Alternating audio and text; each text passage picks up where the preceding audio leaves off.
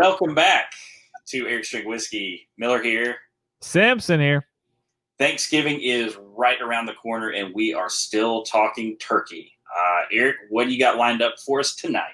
All right, tonight we are drinking Russell's Reserve 10-year-old white label small batch 90 proof. That is a mouthful. Very nice. All right. So I'm a bit of a Philistine when it comes to the wild turkey. We did 101. We did rare breed. Absolutely love them. I've dipped my toe into the Russell's Reserve store pick. I don't know if you can see that right behind me on the shelf. Where does this fall in the product mix of what wild turkey does? Just knowing what I know about Russell's Reserve, a little bit of back history. So this product, I believe, was introduced in the early 2000s, 2001. I think that kind of jumps out to me as the date. So it was originally entered the market as a 10-year-old 101 proof product. It was in a bottle, like one of the older like 101 style bottles. It was a little not as squatty as this one. Wild Turkey was in kind of a transition period, I believe, and I'm sure DJ will correct me on this. I am a follower of the expert, as not an expert. But I think Wild Turkey was trying to introduce a different brand within their lineup when they were doing some of the Japanese releases. They wanted to have a new domestic release. And kind of a homage to Jimmy Russell, and it was almost. And if anybody knows Jimmy and Eddie Russell, Jimmy's the co-master distiller with Eddie Russell. Eddie Russell is his son. Jimmy's been there for 60 plus years. Eddie's been over there for, I believe, 40 or almost 40, something like that. But it was almost kind of like their transition bourbon that they were doing. It was like, hey, this is more of what Eddie's been kind of working on as an homage to his father, kind of bringing it towards the lineup. It's a little more, I'm not going to say tamer, because that would necessitate it being watered down. It was just a different segue of kind of like here's, Jimmy loved 101. Here's a little more bolder 101. And as kind of like here, in homage to Jimmy. Now in the mid 2000s, that's kind of when they did the little switcheroo and started watering it down to a 90 proof, and then went to the squat bottle as we know now. But all in all, that's pretty much what the white label is. Like I said, it is an age-stated product, 10 years old. The cheapest I've ever seen it without being on sale was $32. I've seen it from 32 to, hovering 40, right at 40. But for the most part, you can find these commercially at $32. And in Wild Turkey's pecking order of their products, I think this is I think DJ kind of touched on it pretty well in his book. If you had a bourbon to tell a bourbon drinker, or to tell a novice bourbon drinker what is bourbon taste like, this is your best bet. It's very quintessential, oak, leather, caramel sweetness. It's I would put this in a very traditional style category. Let's just say that. Right nose is leather. Leather nose. Now I've just been swirling a little bit because that's what I do, because I think that's what you're supposed to do. This is, you said the only stuff that's chill filtered is the rare breed rye. Is that right? And the store pick Russells. You said it backwards. It's not. Yeah, rare breed rye is non-chill filtered. Yeah, not chill filtered. Rare breed rye, store pick Russells, right? Yeah, store pick Russells and regular Russells single barrel. Not just store pick. But okay, so this is chill filtered, and it's still again, you can't see it. Camera's too far away.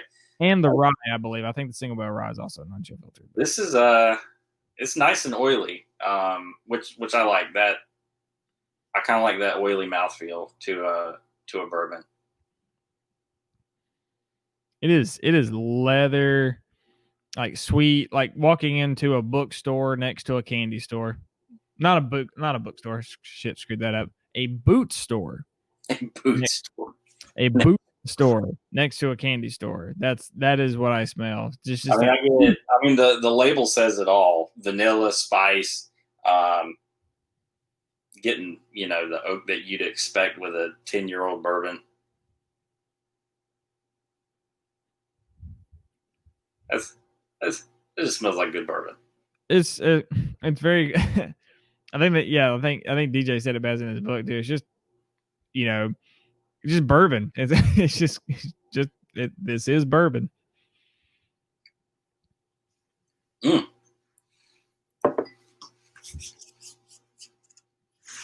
I just went ahead and jumped in and sipped because I drank some. Oh, okay. I'm trying to keep my monitor down so I look at the camera. So apologies to everyone if it looks a little awkward. We're still getting used to this new setup. First thing, 90 proof. You know me, I tend to go for higher proof bourbons because I like the full bodiedness that comes with not having been watered down as much. But I can say at 90 proof, this really holds its own. It's a really full bodied bourbon at 90. Just the pop of sweetness at the front, balanced out by the oak. You get a nice like baking spice, like nondescript combination of cinnamony, not necessarily cloves, but like those generic baking smells or tastes, and just a nice kind of long finish too. I think the appeal with this is at 90 proof. I think it drinks hotter because of its oak influence. I mean, if you told me this was 100 proof plus, I'd believe you. Yeah, I would have guessed it right at 100. Now we've gone in depth, and we'll do a plug for our podcast kind of at the end of this. But we've gone in depth, and it'll be in our podcast. It hadn't necessarily made it to the main episodes, although this will probably stick because I think it's relevant. We've talked about the stigma associated with Wild Turkey. It's either the frat boy bourbon or the biker bourbon. It's a rough, the rough bourbon. I think flavor-wise and definitely appearance-wise, the Russell's Reserve has separated itself from that traditional. Well, I've got it right here. You're not going to put two and two together that these came from the same place unless you look at the side label that says Wild Turkey, Lynchburg, Kentucky. Right. It is. It's a. I don't want to say a smoother flavor. It's a different flavor. Right. It's different. I don't want to say complex either, because Wild Turkey 101's got a complexity all its own. But no, you're right. I agree with that statement. If you've got somebody that wants to try bourbon, who's maybe hit some of the lower tier bourbons, and they want to try something a little bit older, $32 for a 10-year-old bourbon, send them to Russell's Reserve, and they're not going to turn their nose at it because they're not automatically going to think, oh, that's Wild Turkey. With this Russell's, I think its biggest deterrent is the fact that it's a Wild Turkey product to turkey drinkers. With that being said, usually a turkey drinker loves that big bold flavor, and because there's a reason it's still out there is because hardly anybody buys it, and it's not because it's bad whiskey. This is my personal opinion, but I think that in the turkey milieu of people, that is it's a profile that they don't necessarily care for. Not everyone, being people who are pro 101, pro Right. 110, that type of thing. I love this product. I get you. So your turkey drinker shit on it because it's not not that 101 flavor profile. It's not 101 proof. You know, it's watered down to 90. And then your general consumer just doesn't know, because every single time I've been to the liquor store, I've always seen this on the shelf. Yep. Now the store picks come and go. Obviously, there's a little bit more of a novelty behind those. But you can still find them, you know. Right. And rightfully, I mean, the ones I've tasted have been damn good, but right. And you know, just for our audience out there, we're gonna reiterate the common theme here with the turkey products that we reviewed. 101 proof Wild Turkey 101, 6 to 8 years old, $23. Wild Turkey Rare Breed, blend of 6, 8, and 12-year-old barrel proof Wild Turkey, $45.